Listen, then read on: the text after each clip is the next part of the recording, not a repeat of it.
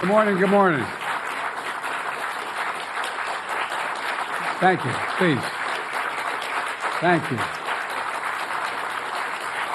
Good to see this cabinet and staff together here. Thank you.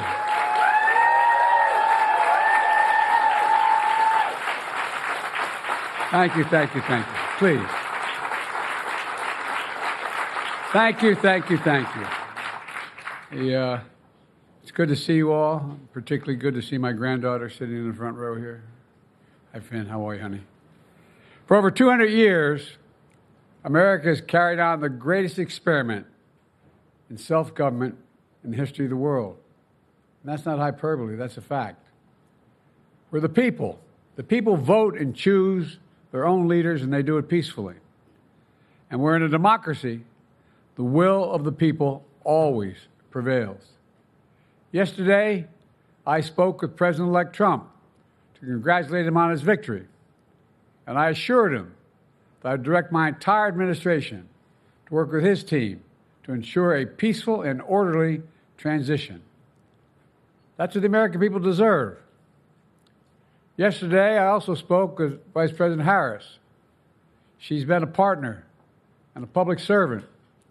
She ran an inspiring campaign, and everyone got to see something that I learned early on to respect so much, her character. She has a backbone like a ramrod. She has great character, true character. She gave her whole heart and effort, and she and her entire team should be proud of the campaign they ran. You know, the struggle for the soul of America, since our very founding, has always been an ongoing debate and still vital today.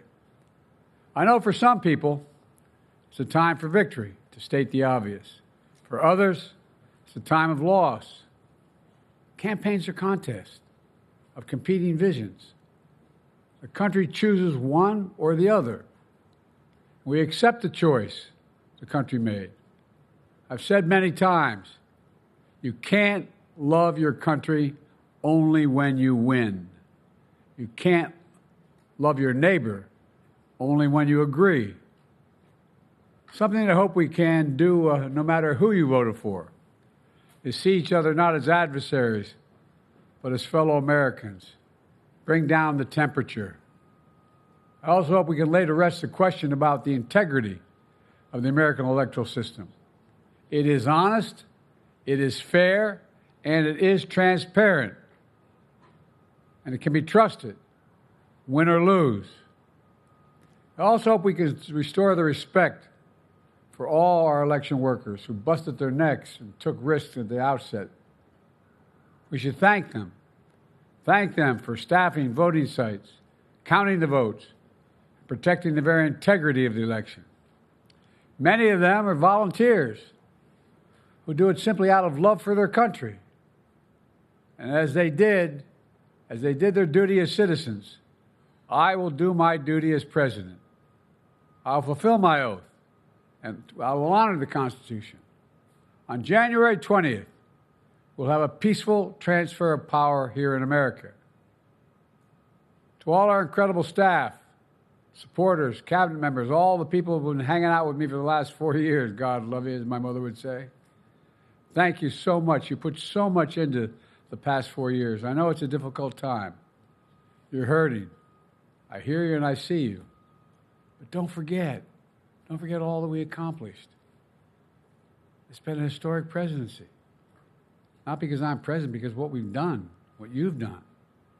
A presidency for all Americans.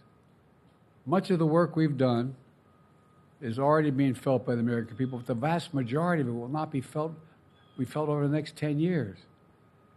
We have legislation we passed that's just only now just really kicking in. We're going to see over $1 trillion worth of infrastructure work done, changing people's lives in rural communities and communities that are in real difficulty because it takes time to get it done. And so much more it's going to take time, but it's there. The road ahead is clear, assuming we sustain it.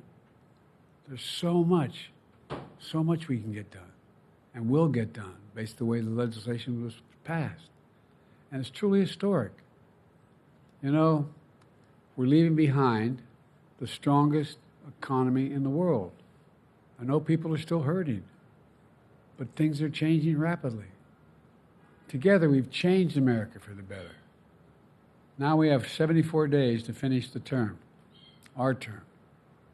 Let's make every day count. That's the responsibility we have to the American people. Look, folks, you all know it in your lives. Setbacks are unavoidable, but giving up is unforgivable. Setbacks are unavoidable, but giving up is unforgivable. We all get knocked down. But the measure of our character, as my dad would say, is how quickly we get back up.